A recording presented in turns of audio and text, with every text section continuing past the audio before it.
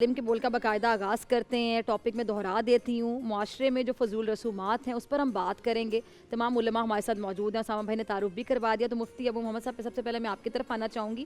یہ جو فضول رسومات ہیں، اب کہاں سے شروع کروں، کہاں پہ ختم کروں؟ مہندیاں ہو رہی ہیں، تیل مہندیاں، مائیوں کی رسمیں، اب تو بڑا ایک ٹرینڈ آ گیا، شینڈی جو ہوتی ہے بارات اور مہندی کو کمبائن کر لیتے ہیں، پیسے بھی بچ جاتے ہیں، لیکن اس میں بھی دیکھ رہے ہیں نکاح کی رسم کے بعد جو ناچنا شروع کرتے ہیں، ڈانس گانے، وہ پوری رات ہی وہ ڈانس گانے میں گزر رہی ہوتی ہے، اس کا ہمارے مذہب میں شاید کوئی کانسیپٹ نہیں ہے۔ تو یہ جو رسومات ہیں، یہ ٹرینڈ کہاں سے آیا؟ بسم اللہ الرحمن الرحیم فإن آمنوا بمثل ما آمنتم به فقد اهتدوا جزا اللہ عنا سیدنا و مولانا محمد ما هو اہل صلی اللہ علیہ وآلہ وسلم۔ گزارش یہ ہے کہ علامہ اوزائی رحمۃ اللہ علیہ نے بڑا ایک خوبصورت جملہ لکھا ہے۔ وہ جملہ کیا ہے؟ اس جملے سے ہمیں پورا یہ عنوان سمجھ آ جائے گا۔ فرمایا کہ ہمیں یہ چاہیے کہ ہم اسلام کو بطور رواج قبول کر لیں، تو اسلام پر عمل کرنا بہت آسان ہو جائے گا۔ اب اسلام بطور رواج بھی ہمارے اندر، بطور رسم بھی ہمارے اندر موجود نہیں ہے۔ فار ایگزامپل، اسلام میں نکاح کرنا کتنا آسان ہے کہ آپ کسی عالم دین کے پاس چلے جائیں، 2-4 بندے چلے جائیں، 200-400 روپے کے چھوارے لے جائیں، 2-3 گواہ ہوں گے، نکاح ہو جائے گا۔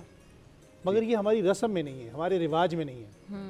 اب ہمارے رواج میں کیا ہے کہ آپ نے ایک بیٹی یا بیٹے کی شادی کرنے کے لیے لاکھوں روپے جمع کرنے، آپ نے ہزاروں روپے خرچ کرنے، آپ نے دکھاوا بھی کرنا ہے، ریاکاری بھی کرنی ہے، ہر بندے کی پرسنالٹی کا خیال رکھنا ہے، اور اس موقع پر بھی کوئی ناراض نہ ہو جائے، ان ساری چیزوں کو کرنا ہے۔ یہ کتنا مشکل کام ہے، لیکن ہمیں یہ آسان لگ رہا ہے، اور جو کام سب سے زیادہ آسان ہے وہ ہمیں مشکل لگ رہا ہے۔ تو جب تک ہم اسلام کو ایز اے فطرت، ایز اے نیچر اور ایز اے معاشرت قبول نہیں کریں گے، تو ہمارا یہی حشر ہوگا جو ہوتا چلا جا رہا ہے۔ اس پر میں یوں گزارش کرتا چلا جاؤں کہ دیکھیے، آج جتنی رسومات، رسم کا لفظ شاید بہتر نہ ہوگا، معاشرے کی برائیاں کہہ لیجیے اسے، معاشرتی برائیاں جتنی آج ہمارے اندر موجود ہیں، نبی کریم صلی اللہ علیہ وسلم کے زمانہ میں اس سے زیادہ تھیں، اور اس سے کہیں زیادہ تھیں۔ حضور نبی کریم صلی اللہ علیہ وسلم جب تشریف لائے تو آپ نے ایک معاشرہ ترتیب دیا۔ قرآن کریم میں کیا فرمایا؟ فرمایا والعصر، زمانے کی قسم کھائی کہ یہ زمانے میں جتنی چیزیں ہیں یہ تمہیں ڈبونے والی ہیں، یہ تمہیں خراب کرنے والی ہیں، تمہیں خسارے کی طرف لے جانے والی ہیں۔ والعصر ان الانسان لفی خسر، اور یقینی طور پر انسان خسارے میں ہے۔ لیکن عمل کیا چیز ہے؟ فرمایا الا الذین آمنوا، جو ایمان لائے، اور ایمان لانے کے بعد اعمال صالحہ کرے، پھر حق کی طرف دوسروں کو بھی دعوت دے، عہد بھی جائے، اور پھر اس پر جو اس کی آنے والی تکلیفیں ہیں، پریشانیاں ہیں، مصائب ہیں، یہ نہیں ہو سکتا کہ آپ حق پہ چلیں اور آپ کے گلے میں ہر وقت پھولوں کے ہار ڈالے جائیں، پھر تکلیفوں کا، اذیتوں کا، پریشانیوں کا آپ کو سامنا کرنا پڑے گا۔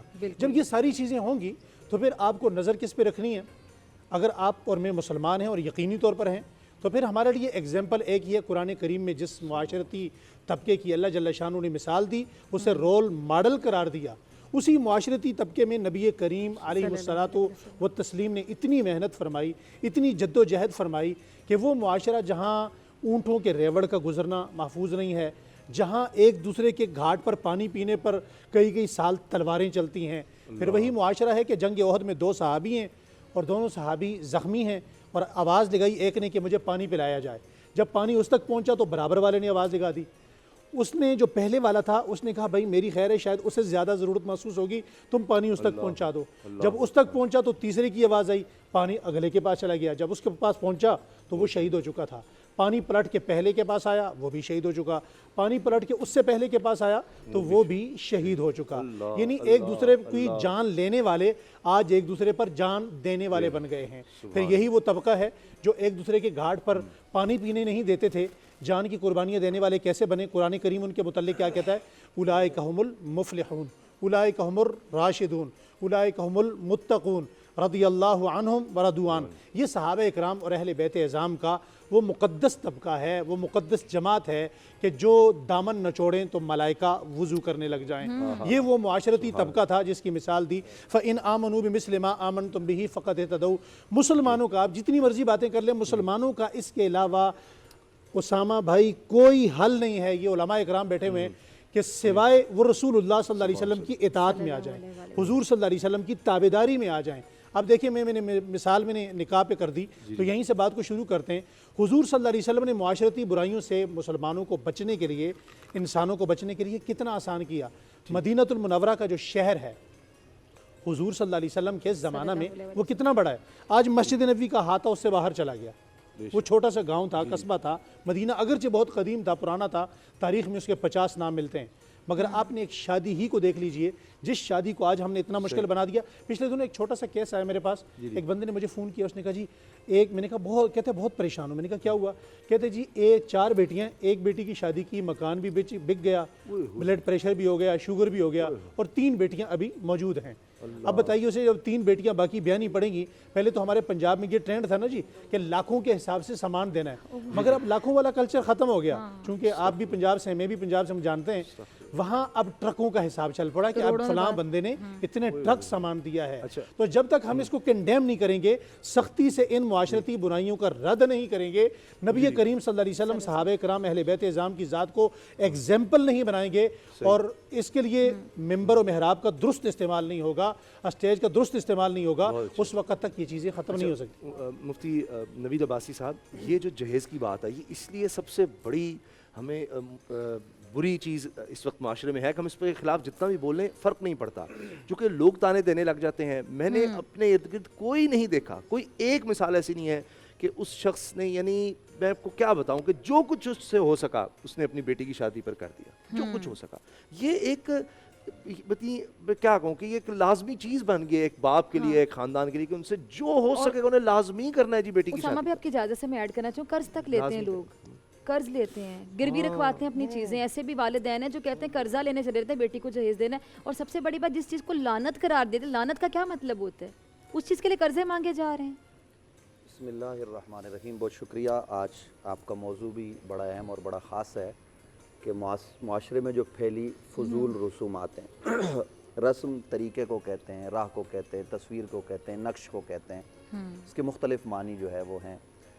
تو یاد رکھیے، جیسے علامہ صاحب نے کہا کہ ہر رسم بری نہیں ہوتی، لیکن چونکہ آپ کا موضوع بری رسومات ہیں، نبی علیہ السلام کے زمانے میں جب نبی علیہ السلام نے اعلان نبوت کیا تو یہ علماء تشریف فرمائیں، اقرأ بسم ربک الذی خلق، خلق الانسان من علق، اقرأ وربک الاکرم، اس کے سوا تو کچھ نہیں تھا نا۔ تو نبی علیہ السلام کس طریقے پر عمل کرتے؟ قرآن تو تدریجاً نازل ہوا، تو تدریجاً آہستہ آہستہ جو نازل ہوا احکام آتے گئے، تو نبی علیہ السلام کے پاس وہ جو عرب میں طریقے رائج تھے، حضور بھی اسی پر عمل کرتے تھے، سوائے شرک کے اور دیگر چیزوں کے، اور شرک کے قریب تو نبی علیہ السلام کسی زمانے میں بھی نہیں گئے۔ بے شک نبی علیہ السلام دین فطرت پر تھے، تو کچھ چیزیں فطرت کے زمانے سے انسان کی جبلت میں موجود ہوتی ہیں، وہ اور ان کے مطابق آگے بڑھتا چلا جاتا ہے۔ لیکن انسان کا عجیب المیہ یہ ہے، یہ ایسا ایوان ناطق ہے کہ یہ اپنی خواہشات کا پجاری ہو جاتا ہے۔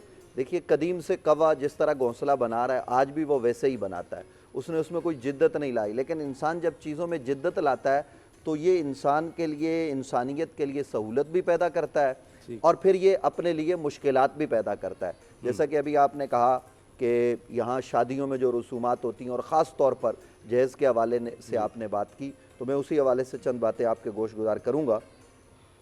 یہ بات ذہن میں رہے کہ ہم جس معاشرے اور جس سوسائٹی میں رہے، یہاں پر مشرک لوگ ہمارے ساتھ رہے ایک عرصے تک۔ ہم نے مشرکین کو بہت کچھ دیا، یعنی ہندوؤں کو، اور یہی وجہ ہے کہ وہ مسلمان ہوئے۔ ہمارے ایک بزرگ آئے اور انہوں نے آ کر ڈیرا لگایا، حضرت خواجہ اجمیری، خواجہ غریب نواز رحمۃ اللہ تعالیٰ علیہ۔ تو آپ کتابوں میں لکھا ہوا پڑھتے ہیں کہ 90 لاکھ لوگ مسلمان ہوئے۔ چلے 90 لاکھ آپ نہ کہیں، 90,000 کہہ لیں، تو 90,000 بھی اس زمانے میں مسلمان کرنا یہ کوئی معمولی بات نہیں ہے۔ آج کے 90 لاکھ سے زیادہ ہی ہوں گے۔ تو یعنی انہوں نے اتنے لوگوں کو مسلمان کیا، تو کیا تھا کہ انہوں نے اپنا اسلام ان کے سامنے رکھا، اپنا طریقہ ان کے سامنے رکھا، اس لیے لوگ جوگ در جوگ مسلمان ہوتے چلے گئے۔ لیکن ظاہر ہے کہ ہم ہندوؤں کے ساتھ رہتے رہے تو ان کی چیزیں ہمارے اندر داخل ہوتی چلی گئی۔ پچھلے دنوں ایک ٹی وی چینل پہ دوسری شادی کی بات ہو رہی تھی کہ ہمارے ہاں اس کو حرام تک سمجھا جاتا ہے بعض علاقوں میں۔ تو اب یہ کیا ہے کہ یہ ہندوؤں کا تصور ہمارے اندر داخل ہوا۔ اسی طریقے سے یہ جہیز کا تصور ہے۔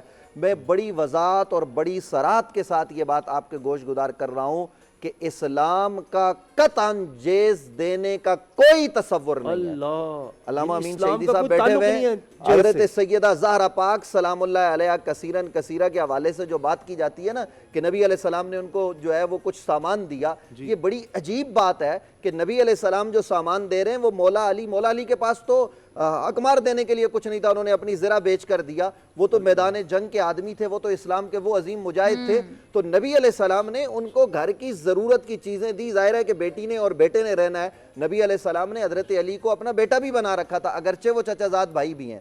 تو یہ جو تصور کچھ لوگ کہتے ہیں کہ جناب یہ جو نبی علیہ السلام نے دیا اور اس کو سنت قرار دیتے ہیں، یہ میں کہتا ہوں کہ یہ بالکل شامل کروں آپ کی بات کو کہ آپ نے حضرت علی سے کہا اپنی زرہ بیچو، چونکہ دو چیزیں تھیں آپ کے پاس، کہا کہ دو چیزیں، تلوار مرد کی ضرورت ہے لیکن زرہ جو ہے وہ تمہاری ضرورت نہیں ہے، چونکہ زرہ ان کی ضرورت ہوتی ہے جن کو اپنا بدن بچانا ہوتا ہے، اس لیے جاؤ زرہ بیچ لو۔ کیا بات، زرہ بیچی، جو رقم آئی وہ سلمان کے حوالے کی اور کہا کہ اس سے گھر کا سامان خریدو، تو گویا اگر کوئی جہیز کا تصور ہے تو وہ مرد کے پیسوں سے ہے، عورت کے پیسوں سے نہیں ہے۔ بالکل ایسا ہی ہے۔ نبی کریم نے اور نبی علیہ السلام نے اگر اپنے گھر سے اٹھا کے پانی کا گھڑا دے دیا تو آپ اس کو جیز کا تصور کہیں گے؟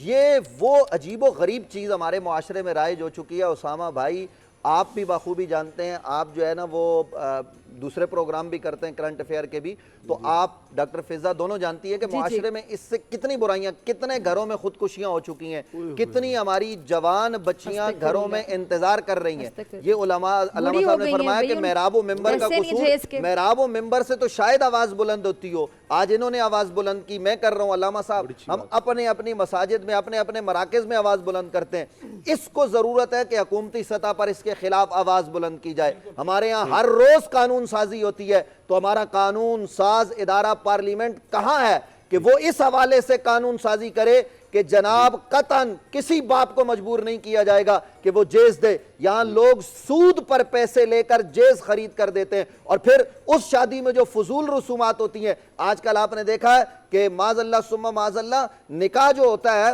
وہ تو اس کو بھی کوئی وہ رسم سمجھتے ہیں، حالانکہ یہ ثواب ہے، یہ عبادت ہے، لیکن اس کو بھی وہ رسم سمجھتے ہیں۔ اور اس کے علاوہ کوئی دودھ پلائی کی رسم ہے تو جناب اس کو ایسا جوڑا ہے تو سالیاں سالوں کے ساتھ بیٹھ رہی ہیں، یہ سارا شریعت کے ساتھ کھلواڑ ہو رہا ہے، اور یہ سب قطعاً حرام ہے، ناجائز ہے، لیکن ہم روز کرتے ہیں۔ پھر ہم یہ بھی شکایت کرتے ہیں کہ 2 مہینے بعد طلاق ہو گئی، تو جب آپ شادی کے اندر وہ اعمال سر انجام دیں گے کہ جن کا قرآن اور حدیث سے قطعاً کوئی تعلق نہیں ہوگا، پھر یہاں مائیوں کی پتہ نہیں کیا کچھ ایسی عجیب و غریب رسمیں کہ الامان والحفیظ۔ تو اسامہ بھائی گزارش یہ ہے کہ جہاں آج ہم بول کے اس پلیٹ فارم سے، میں یہ چاہوں گا کہ یہ علماء سب اس بات کی تائید کریں کہ جناب پارلیمان اس حوالے سے، ہمارا ایوان بالا اور ایوان زرین دونوں قانون سازی کریں باقاعدہ کہ جیز کے حوالے سے جو ہے نا وہ معاملات نہیں ہوں گے۔ اور تمام علماء اس پر اتفاق کریں گے اگر گورنمنٹ اگر ون ڈش پر ہو گیا، ون ڈش کیا، اس سے کافی بہتری آئی، بہت بہتری آئی۔ دیکھیے نبی علیہ السلام نے جو شادی کا آپ کا خیال ہے سارے علماء اس پر متفق ہو جائیں گے اور بالکل اس کو کہیں گے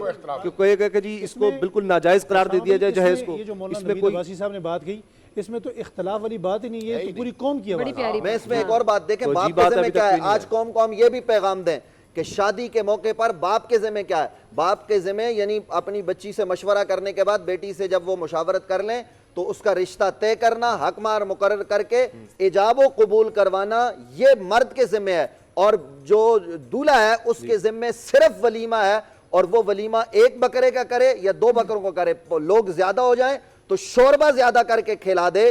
یہ اسلام کا تصور ہے، یہ جو آج ہم 50 ڈشیں پکاتے ہیں اور پھر اس کو اٹھا کر ہم پھینکتے ہیں۔ ایک سوال آیا پینل سے، بڑا ایک کنٹروورشل سوال، یہ آپ پوچھیں، میں نام نہیں لیجئے گا، آپ پوچھیں گے سوال۔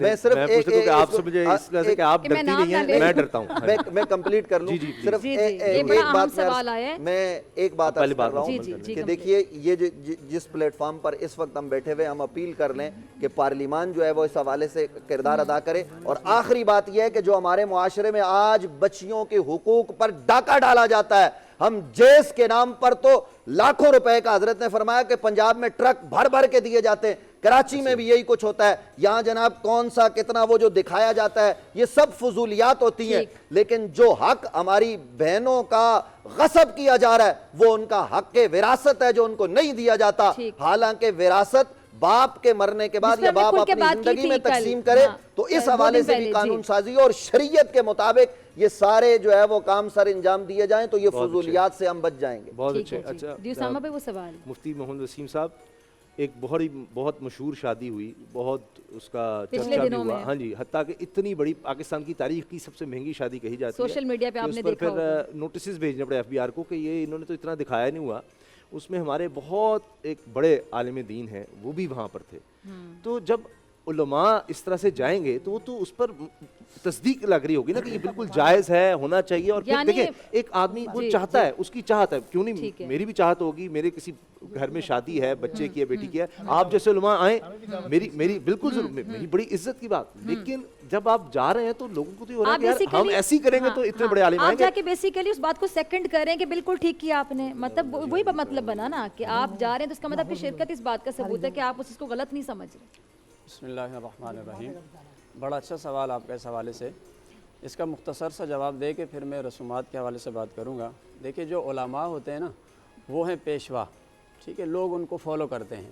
تو وہ افراد جو کسی کی نمائندگی کر رہے ہوتے ہیں، جس کے پیچھے عوام ہوتی ہے، ان کو ان تمام چیزوں سے بچنا چاہیے جس سے لوگ شکوک اور شبہات میں پڑتے ہوں، یا وہ تمام چیزیں جو لوگوں کی دل آزاری کا بھی سبب بنتی ہوں، یا وہ تمام چیزیں جو شریعت کے خلاف ہوتی ہوں. تو اس لیے جو ہے ان چیزوں سے علماء کو اپنا دامن بچانا چاہیے.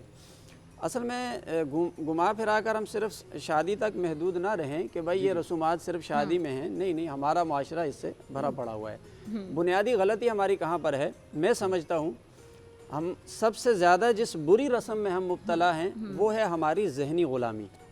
ٹھیک ہے، ہم ذہنی طور پر ہم غلام ہیں. یہ ہماری سب سے بری رسم ہے. دیکھیں کوئی بھی جو قوم ہوتی ہے اس کی اپنی ایک شناخت ہوتی ہے، اس کی اپنی ایک پہچان ہوتی ہے، اس کی اپنی ایک تہذیب ہوتی ہے، ثقافت ہوتی ہے، سبحان اللہ. ان کے اپنے رسم و رواج ہوتے ہیں. جو قومیں دوسروں کو فالو کرتی رہیں، ان سے کوئی چیزیں اڈاپٹ کرتی رہیں، وہ ہمیشہ مغلوب رہتی ہیں. بالکل ایسا ہی ہے. اسلام آیا وَأَنْتُمُ الْأَعْلَوْنَ إِن كُنتُم مُؤْمِنِينَ. اسلام آیا ہے غلبے کے لیے. اچھا، اسلام جب غلبے کے لیے آیا تو اسلام اپنی ایک پہچان بھی لے کر آیا، اپنی تہذیب لے کر آیا. یہاں تک کہ دنیاوی رسومات آپ چھوڑ دیں، اگر میں عبادت کی بات بھی کروں تو نبی پاک صلی اللہ علیہ وآلہ وسلم نے یہودیوں کے ساتھ مل کر ایک دن روزہ رکھنے سے بھی منع کر دیا. یہ تو عبادت تھی نا. فرمایا نہیں، اس کو 2 دن کر لو تاکہ تمہاری اپنی ایک پہچان رہے، کہیں ایسا نہ ہو کہ تمہاری اپنی شناخت کھو جائے. تو سب سے جو بنیادی چیز ہے نا وہ ہے ہماری ذہنی غلامی. ہم کیا کرتے ہیں؟ دیگر اقوام کی رسومات لے لیتے ہیں، ان سے آنے والی ان کی تہذیب لے لیتے ہیں.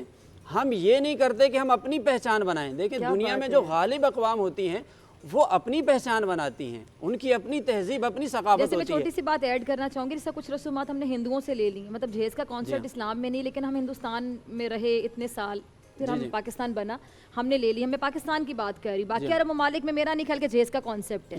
یہی بات ہے. اچھا، اور اسی طرح انگریزوں کی ہم نے غلامی سمجھ لیں کی کہ ابھی بھی لوگ جو انگریزی بولتے ہیں ہمیں لگتا ہے کہ تعلیم کا معیار ہی کہ جو بچہ اچھی انگلش بول رہا ہے اس کا ایکسنٹ اچھا ہے تو آپ کا منہ کھل جائے گا، وہاں بھی کیا انگریزی بولی ہے. مطلب انگریزی کا اور آئی کیو لیول کا کوئی لینا دینا نہیں، انگریزی ایک لینگویج ہے. اچھا، اسی طرح جو ہے نا کچھ چیزیں ایسی ہیں جو لاشعوری طور پر ہمارے معاشرے کا اور ہمارے مزاج کا حصہ بن گئی. حالانکہ اس کو ہم رسم بھی کہہ سکتے ہیں، اس سے بڑی خرابیاں پیدا ہو رہی ہیں. مثال کے طور پر ہمارے یہاں یہ رواج بن گیا ہے بھئی کوئی کام وقت پہ نہیں کرنا ہے. اب آپ نے ایک تقریب کے لیے 10 بجے کا ٹائم رکھا، سب کو آپ نے جو ہے انویٹیشن کارڈ دے دیے، 10 بجے کا لکھا ہوا ہے، اور وہ تقریب آپ کی شروع ہو رہی ہے 11 بجے 12 بجے. حتیٰ کہ ہم اس حد تک ہمارا لیول نیچے چلا گیا، جو بندہ 10 کا سمجھ کے ٹائم پر آتا ہے اسے بیوقوف سمجھا جاتا ہے، فارغ کہ بڑا ویلا ہے. یہ ہماری خرابی ہے کہ بھائی ہم نے جو ایک ٹائم رکھا ہے، ٹائم کی پابندی ہونی چاہیے. اچھا، پھر ہماری تقریبات رات کو دیر تک ہوتی ہیں.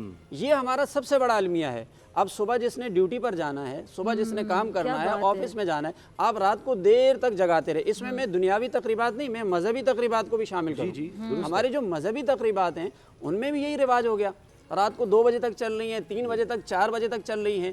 اب اس سے ہوتا کیا ہے کہ صبح اٹھ کر وہ جتنی پبلک اس میں شریک ہے وہ اپنے آفس میں کہیں کام، فجر کی نماز تک فوت ہو رہی ہے. یہ ہم نے اپنے معاشرے کا حصہ بنا لیا. ایک اور بڑی خرابی ہمارے ہاں، جھوٹ بہت بولا جاتا ہے. مثلاً کسی سے بھی کوئی بات کی جاتی ہے، کوئی اسے ٹائم دیا جاتا ہے ملنے کا، کوئی وعدہ کیا جاتا ہے، تو وہ اس ٹائم کے مطابق اس کام کو نہیں کیا جاتا. بلکہ نبی پاک صلی اللہ علیہ وسلم نے ہمیں یہ حکم دیا کہ آپ تو ایک شخص کے ساتھ وعدہ کر کے 3 دن تک کھڑے رہے. آپ نے تو ہمیں یہ سکھایا. ہم اس کو بھی مذاق سمجھتے ہیں, یہ بھی ہماری عادت کا حصہ بن گیا. بلکہ اس حد تک ہو چکا ہے کہ میں یہ کہوں گا کہ ابھی بات کر رہے تھے مولانا صاحب کہ بھائی ہم دین کو بطور رسم لے لیں. میں یہ کہوں گا کہ ہم نے دین کو بھی ایک رسم بنا لیا ہے.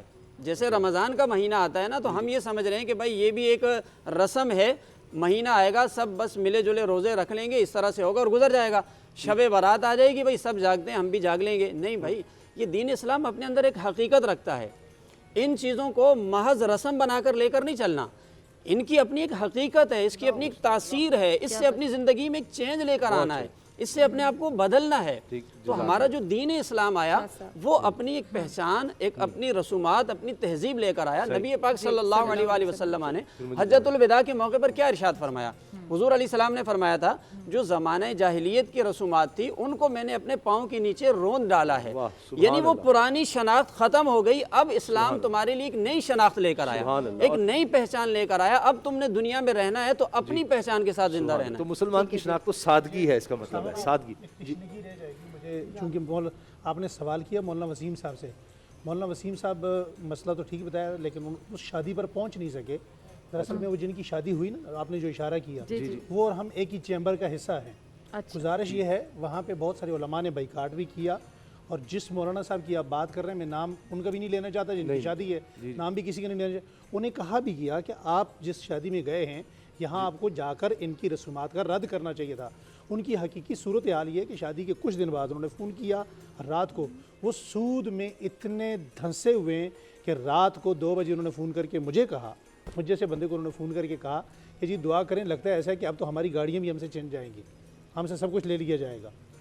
جن کی شادی تھی انہوں نے کہا جو کچھ تھا وہ جو کچھ تھا وہ اتنا ایک ڈسپلے تھا, اتنا ایک دکھاوا تھا, اتنی ایک ریاکاری تھی کہ ریاکاری کے علاوہ کچھ بھی نہیں تھا. اور میں اعلانیہ طور پہ کہتا ہوں کہ وہ مولانا صاحب ہوں, یہ مولانا صاحب ہوں, یہ مولانا صاحب ہوں, وہ مولانا صاحب ہوں, علامہ صاحب ہوں, کوئی بھی ہوں, ہمیں ایسے ہر پروگرام کو کنڈیم کرنا چاہیے, اس کا رد کرنا چاہیے. شریعت کے خلاف جہاں بھی ہو اس پہ کوئی کمپرومائز نہیں. پھر ذمہ داری آ جاتی ہے نا, آپ کا ایک رول ہے. یہی چیزیں سٹینڈرڈ سیٹ کرتی ہیں. 1 منٹ کے لیے میں 1 منٹ آپ کا لوں گا, اگرچہ دیگر علماء نے بات کرنی ہے. میں گزارش کروں گا کہ علماء آپ کے معاشرے میں کردار کیا ادا کر سکتے ہیں. ہمارے پاس محراب ہے, ممبر ہے, برائی کو روکنے کے 3 طریقے ہیں. آپ اس کو قوت بازو سے روکیں, اپنی زبان سے روکیں, یا دل میں برا جانیں. اور دل میں برا جاننا یہ تیسرا درجہ ہے, آخری یہ ضعف کا درجہ ہے.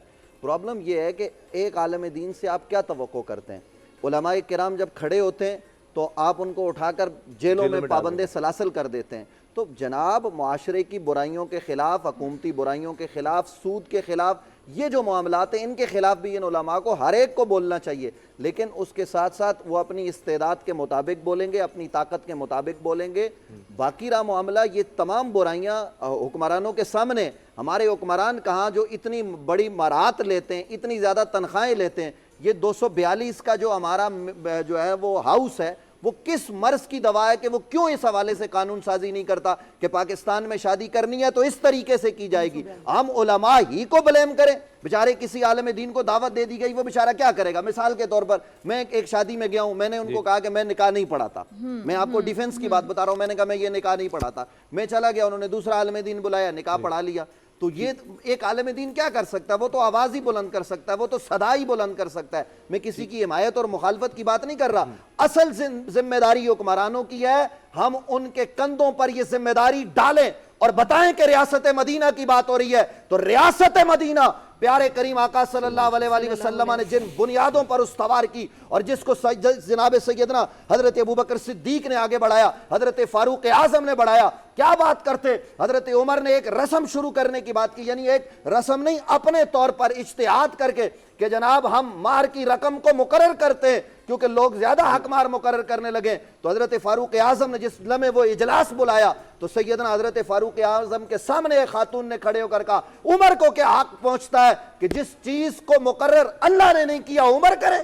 حضرت فاروق اعظم نے مان کہا کہ مجھے اس خاتون نے بچا لیا, اس بہن نے بچا لیا. ہاں مجھے حق نہیں ہے، یہ انداز تھا۔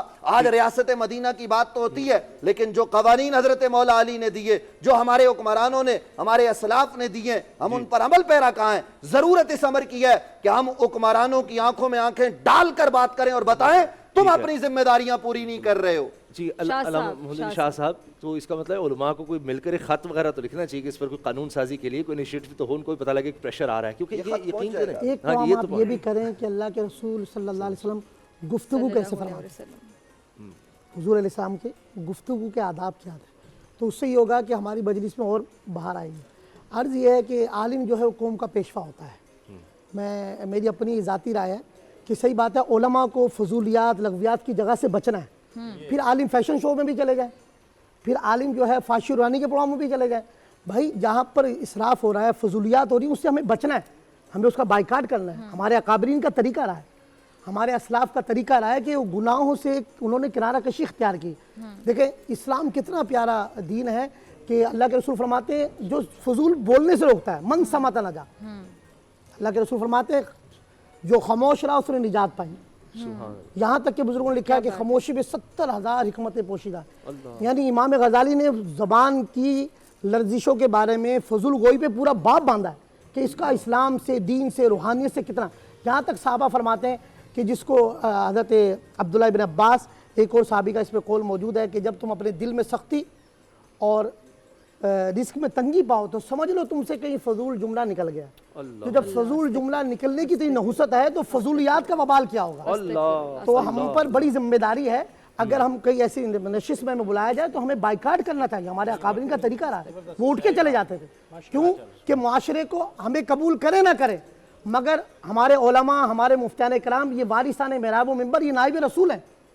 ان کو منبر رسول کو کیا کہا گیا؟ شاہ صاحب کمیٹی والے کے صدر کی شادی ہو تو مسجد کا مولوی انکار کر سکتا ہے؟ اور یقین کریں خوددار عالم ہم نے میں دیکھے۔ یہ سوال کر رہا ہم نے ہوں آپ لوگوں سوال آپ نے سوال سے، میں تو انکار کر سکتا بالکل۔ ہوں، یہ علامہ صاحب انکار کر سکتے ہیں، علامہ امین شہیدی انکار کر سکتے بالکل ہیں، صحیح۔ محمد علی شاہ نور القرآن میں انکار کر سکتے ہیں، لیکن وہ مولوی جو جس کی مجبوری میں تنخواہ چلا آپ جائے، سے کیا توقع رکھتے ہیں، جس کی تنخواہ 8,000 روپے ہے، مجبوری میں جائے گا وہ جس بیچارہ۔ کو ظلم کا شکار بنایا ہوا ہے، ہم نے جو بیچارہ مثال کو دی کیا ہے، انکار آپ کریں؟ کو اہم مثال بات ذہن میں انہوں نے رکھیں، بہت جن اہم کو لوگ point جانتے ہیں، raise علامہ کی۔ امین شہیدی صاحب کا حضرت ایک مقام ہے، 7,000 آپ کا ہے، 3,000 اس بات وقت ان کی ہو تنخواہیں رہی مل ہے۔ میں رہی اپنی ہیں۔ آواز ذرا پوری کر لوں، بات پوری کر لوں۔ اس کے بعد پروفیسر صاحب کی حضور حقیقت ہے، دیکھیں آج کل لڑکی والوں نے لازمی سمجھ لیا ہمیں جہیز دینا ہے، اور لڑکے والے سمجھتے ہیں ہمارا حق ہے۔ اب تو معاذ اللہ ہمارے یہاں کراچی میں ایک کمیونٹی ہے، نام نہیں ہم لیں گے، ان میں 15 دن بولے شادی شروع ہو رہی ہے، 15 دن ہمارے وہ پوری رات جاگتے ہیں، ڈھولکیاں 2 اور ہفتے رسومات۔ 3 ہفتے، بولا جی وہ شادی ہے، یار یہ کون سی 2 ہفتے شادی آ گئی، 3 ہفتے شادی آ گئی۔ صحیح بات ہے، ہمیں آواز بولا، دیکھیں ہمارا کام ہے اذان دینا۔ ہمارے بچپن میں سامنے 3 دن کی شادی، مہندی بارات اچھا، ولیمہ، اب تو وہ 3 دن سے 13 دن، اور 14 شاید دن، وہ 15 دن ایک پہ رات چلی کا ان گئی۔ کا خرچہ اتنا ہوگا غریب بچی کی اس ایک رات کے فنکشن کی شادی نمٹ جائے، لیکن وہ 15 دن کی شادی، بولے 2 ہفتے شاہ صاحب ہم کوئی کام نہیں کریں گے، کیوں؟ بولا جی وہ ہماری شادی شروع ہو گئی۔ بھائی شادی تو نکاح اور ولیمے کا نام تھا۔ صحیح بات ہے، ہمیں ہمارا کام آزان دینا ہے، آواز حق کو بلند کرنا ہے، اور صحیح بات ہے یہ آپ اور ہماری ذمہ داری ہے، ہماری یہ سوچ کو آگے بڑھیں، اور ہمارے حکمرانوں کو بھی چاہیے جنہوں نے دعویٰ کیا تھا گورنر ہاؤس کو ہم یہ بنا دیں گے، ہمارے گورنر ہاؤس یہ بنے گا، وہ پتہ نہیں گورنر ہاؤس کون سے تھے، پاکستان کے تھے۔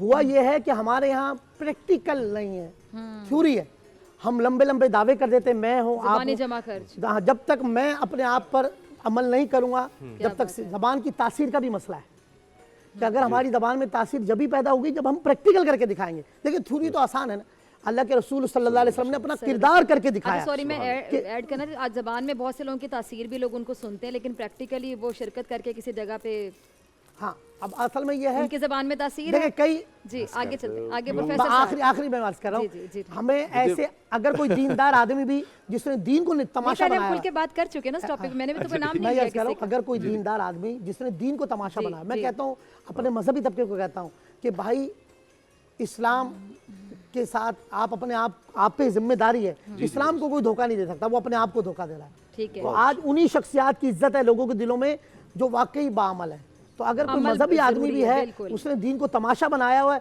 تو میں ان کو بھی ہاتھ جوڑ کے کہوں گا خدا را بس کرو، اسلام کا مذاق، اپنا پروفیسر مذاق صاحب نہیں کی بناؤ۔ طرف آپ کی اجازت سے پروفیسر صاحب کی طرف چلتے ہیں، کیونکہ شاہ جی بڑی جلدی ناراض ہو جاتے ہیں۔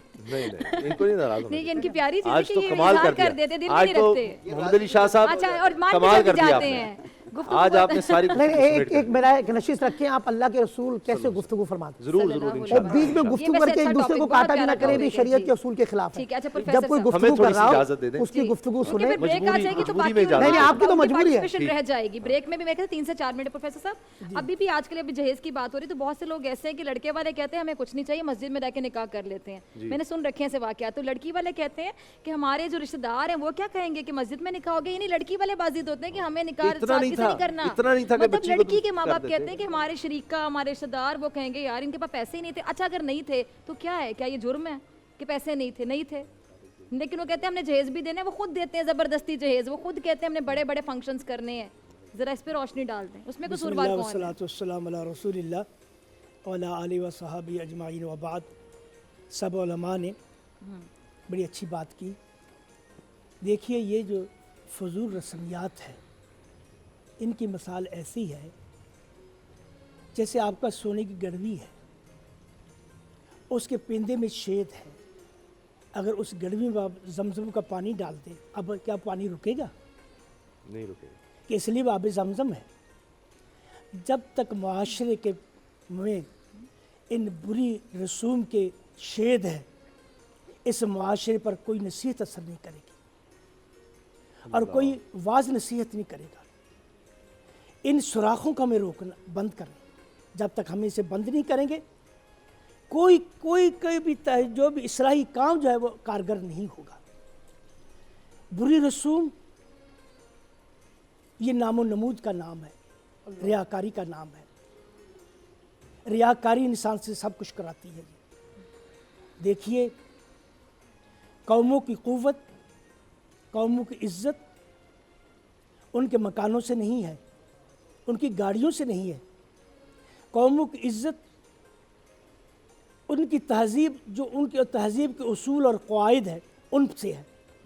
جو قوم اپنی تہذیب کو اپنے اصول اور قواعد پر قائم کرے گی وہی دنیا میں عزت پائے گی۔ کیا بات ہے، ہمیشہ ابن خلدون رحمہ اللہ نے اپنے مقدمے میں یہ بات باندھا، ان المغلوب مولی بتقلید الغالب۔ جو آدمی مغلوب ہوتا ہے وہ اپنے سے غالب جو اس پر بڑا اس کی تقلید کرنے میں، اس کی بات مانے بڑی فخر محسوس کرتا ہے۔ یہ جیسے ہمارے انہوں نے ذہنی غلامی، جی آج ہم انگریزی بولنے میں فخر کرتے ہیں، سیاسی طور پر ہم آزاد ہو گئے لیکن ذہنی طور پر ابھی بھی غلام ہیں۔ بالکل ہے، اپنے بچوں کو ہزاروں روپے دے دے کر ہم انگریزی پڑھاتے ہیں جی اور دین پڑھانے کے لیے دین فری میں پڑھایا جاتا ہے، مدرسے فری میں کہتے ہیں ہمارے پاس بچے بھیجو ہم تمہارے بچوں کو دین پڑھائیں، وہ صرف نہیں بھیجتے۔ لیکن ان کی یہ سب، اگر میرا بچہ قرآن پڑھے گا، عالم بنے گا، وہ تو بھوکا مر جائے گا۔ میرا بچہ کو انگریزی فر آنی چاہیے جی تاکہ اس کی دنیا بنے۔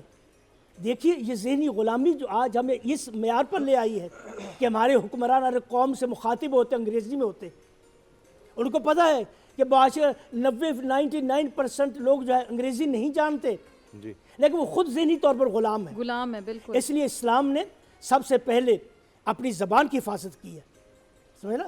آج بھی آپ دیکھیں عرب دنیا میں، عربوں میں اب تک بھی ہے، پچھلے دنوں مکہ کے گورنر نے یہ حکم نافذ کیا کہ کوئی مکہ کا سائن بورڈ جو ہے عربی کے علاوہ نہ لکھا جائے، ہر عربی میں ہو۔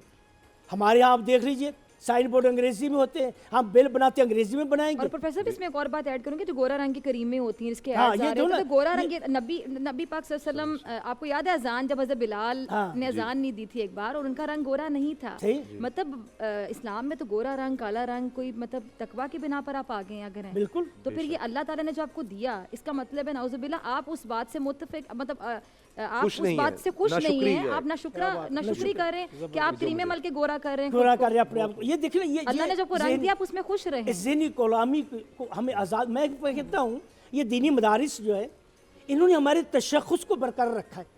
اگر آج یہ دینی مدارس نہ ہوتے ہمارا تشخص ختم ہو جاتا۔ یہ معاشرے کے شید ہیں، ان کو بند کرنا ضروری ہے، تبھی اس معاشرے میں کوئی واعظ کوئی نصیحت اثر کرے گی۔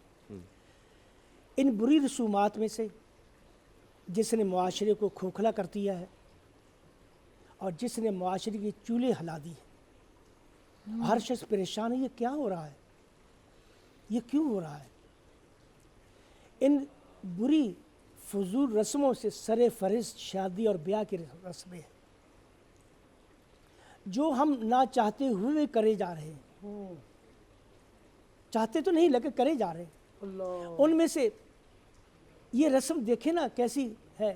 مائیوں میں کتنی فضول خرچی ہوتی ہے، کیسے کیسی کیا فضول خرچی. پھر اس میں جو کھانا کھلایا جاتا ہے یہ کہاں شریعت میں. ماں باپ، لڑکی کے ماں باپ پر کھانا کھلانا نہیں ہے، لڑکے پر ہے ولیمہ کرے وہ. لیکن ہمارے ہاں مجبور ہے آدمی، حتیٰ کہ عالم مجبور ہوتا ہے کہ اپنی بچی پر لوگوں کو کھانا کھلائے. یہ معاشرہ بہت ظالم ہے، یہ معاشرہ بہت ظالم ہے. اس نے اپنے ظلم کے پنجے پوری طرح جسموں میں گھسیٹ دیے ہیں. ہم نہ کرتے ہوئے چاہتے ہوئے بھی کرتے. اب اس کے لیے تو بھرپور آواز اٹھنی چاہیے کہ لڑکی کے ماں باپ پر کھانا نہیں ہے، کھانا بچے کے ذمے ہے. دیکھیے اسلام کا سادہ سا اصول ہے. ایک گھر بچی پیدا ہوتی ہے، ماں باپ اسے پالتے ہیں، پوستے ہیں، پڑھاتے ہیں، جوان ہو گئی. ماں باپ نے اپنا حق ادا کر دیا، اس کی تعلیم پر خرچ کیا، اس کی تربیت پر خرچ کیا، جوان ہوگی. اب جو شخص اس کو بیانے کے لیے آئے گا، اس کو لے جانے کے لیے آئے گا، اسلام کہتا ہے اب اس کے اخراجات کا وہ ذمہ دار ہے. اچھا میں سوری تھوڑی سی بات ایڈ کرنا چاہوں گی یہاں پہ. تو شادی پہ تو بات نہیں ختم ہوتی اسامہ بھائی. شادی کے بعد عیدیں جا رہی ہیں بیٹی کی، عید جا رہی ہے، سسرال میں نندیں ہیں، دیور ہیں، جیٹھ ہیں، جٹھانی ہیں، سب کے جوڑے جا رہے ہیں. مطلب ایسا کانسیپٹ، بلکہ یہاں تک پنجاب میں تو کچھ جگہوں پہ ایسا کانسیپٹ ہے کہ میرے لیے بڑی حیرانی کی بات ہے. میں نے اپنی اماں سے کہا یہ کیا کہ اگر کسی کی ڈیتھ ہو جاتی بیٹی کے سسرال میں تو تب بھی جوڑے جاتے ہیں، جوڑے جاتے ہیں. تو میرے بڑے مطلب میرے معصومیت نے پوچھا اماں سے کہ ڈیتھ پہ جوڑے کیوں جا رہے ہیں. یہ وجہ ہے کہ بیٹی مطلب پیدا کسی ہوتی کی ہے نا فوتگی تو پہ وہ کھانا جا رہا ہے. آپ شخص کو چھوڑیں، یہاں تو میت پر رسمیں ہوتی ہیں. میت پہ رسمیں بندہ جو ہے نا دفن کر کے گھر پہنچتا ہے تو جتنے لوگ ہوتے ہیں ان کو کھانا بھی بیٹی کھلانا کے پڑتا سسرال ہے. میں کسی کی ڈیتھ ہوگی تو جوڑے کیوں جا رہے ہیں، یہ سمجھ نہیں آئی مجھے نا. یہ اسلامی رسم تو نہیں ہو سکتی.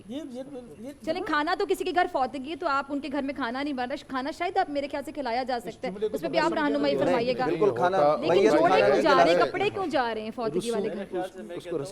یہ رسم شادی میں رسومات ہوتے ہیں اور اس پہ جو پیسے خرچ کیے جاتے ہیں، اگر والدین یا بہن بھائی اگر یہ کر لیں کہ یہ تمام پیسے اس کے جو حق بنتا ہے وراثت میں ان کا حق دے دیں. میراث میں آج کل لوگ اپنے بہن اور والدہ اور تمام عورتوں کو محروم رکھتے ہیں وراثت میں. اگر شادیوں میں جو رسومات کرتے ہیں ان رسومات کے بدلے میں وہ تمام اخراجات وہ اس کے حق میں دے دیں کہ بھئی یہ ان کا حق میرے ساتھ ہے اور یہ میں ان کو دے رہا ہوں، تو ان کے لیے گھر خرید لیں، ان کے نام پہ گھر کر دیں، ان کے نام پہ کچھ کر دیں جو ان کے جو بھی وراثت میں جو وراثت ان کا حصہ بنتا ہے. قرآن میں حکم ہے وہ تو لازم ہے. شادیاں کرواتے ہیں، یہ بھی آپ کے یہاں رسم ہے. اور ہمارے مطلب ہے کہ یہ جو پہاڑی علاقہ جات ہے وہاں تو عورتوں کے نام پر مطلب ہے کہ کوئی حق ہی نہیں ہے، بالکل حق ہی نہیں دیتے.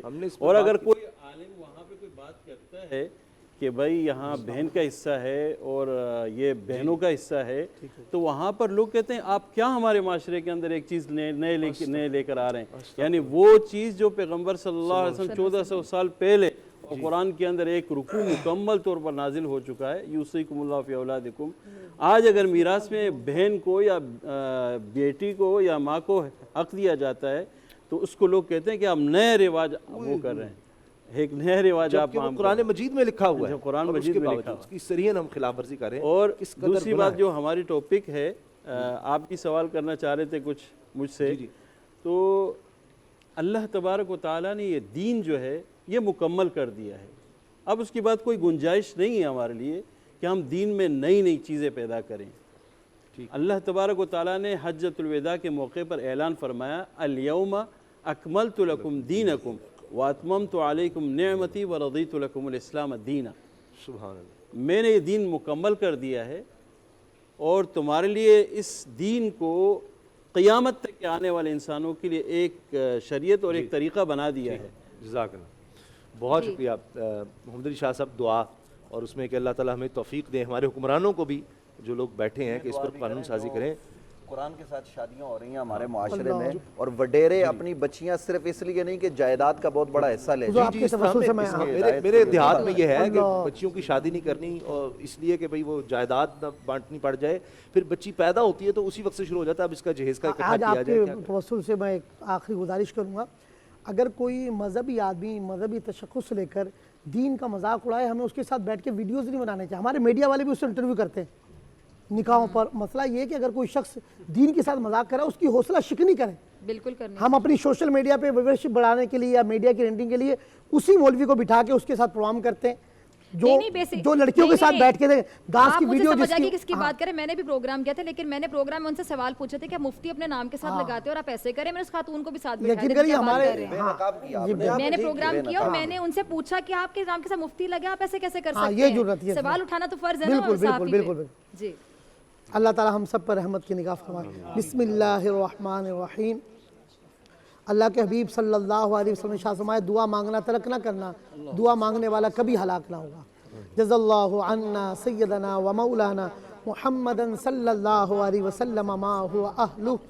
اللہم رب اغفر وارحم وانت خیر الراحمین. لا الہ الا انت سبحانک انا کنا من الظالمین. یا حی یا قیوم برحمتک استغیث. یا رب البیت العتیق، اے رب کعبہ اشرا مغفرت ہے، اے مولا ہمارے گناہوں کو معاف کر دے، ہم گناہگاروں سے راضی ہو جا. اے مالک ہمیں گناہوں پر سچی توبہ کی توفیق عطا فرما. اے اللہ ہماری لرزشیں خطائیں معاف فرما. اللہم انکا عفو کریم رحیم تحب العفو فاعف عنا یا غفور یا غفور یا غفور. یا رب البیت العتیق، اے رب کعبہ ہمارے حال زار پر رحمت کی نگاہ فرما. اے اللہ اپنے پیارے محبوب کی گناہگار امت کو بخش دے. اے پیارے اللہ اپنے پیارے محبوب کی امت پر رحم فرما. اے پیارے اللہ اپنے پیارے محبوب کی امت پر رحمت کی نگاہ فرما. اے پیارے اللہ اپنے پیارے حبیب صلی اللہ علیہ وسلم کے غلاموں کو خوشحال کر دے. اے مولا گھروں میں ہسپتالوں میں مریض بھرے پڑے، کورونا نے کمر توڑ کے رکھ دی، مختلف امراض. اے اللہ ہمارے ہسپتال مریضوں سے بھرے پڑے. اب تو گھروں میں بھی مریض ہیں، ہسپتالوں میں جگہیں کم پڑ گئی. یا شافی الامراض اشفی امراضنا. یا اللہ یقیناً یہ ہماری شامت اعمال ہے. اے اللہ ہمیں سچی توبہ کی توفیق عطا فرما. اے مولا امت کے حال پر رحم فرما. اس وبا سے پورے عالم اسلام کو، پوری عالم انسانیت کو نجات عطا فرما. اے مولا کریم ہمارے مریضوں کو شفا دے، قرضے اتر جائیں، ہماری بہنوں اور بیٹیوں کے نصیب اچھے کر، ہمیں سلامتی والا عزت والا گھر عطا فرما. اے اللہ ہمارا خاتمہ ایمان پر ہو. اے مولا کریم نزا کے وقت تیرے محبوب کے جلوے ہوں، کلمہ طیبہ ہماری زبان پر ہو. اے مولا ہمیں جنت البقیع میں مدفن عطا فرما. ہماری دعاؤں کو مستجاب فرما. پاکستان کی سرحدوں کی حفاظت فرما. اے اللہ ہمارے نظریے کی حفاظت فرما. افواج پاکستان کے قدم مضبوط فرما. پاکستان کو تا قیامت سلامت رکھ. فلسطین، مقبوضہ کشمیر کے مسلمانوں کی غیبی امداد فرما. سبحان ربک رب العزت عما یصفون وسلام علی المرسلین والحمد للہ رب العالمین. لا الہ الا اللہ. اے نور خدا، نور بصیرت کی طلب ہے. رمضان کا صدقہ تیری رحمت کی طلب ہے. مخفی ہیں اسی ماہ میں رحمت کے قرینے.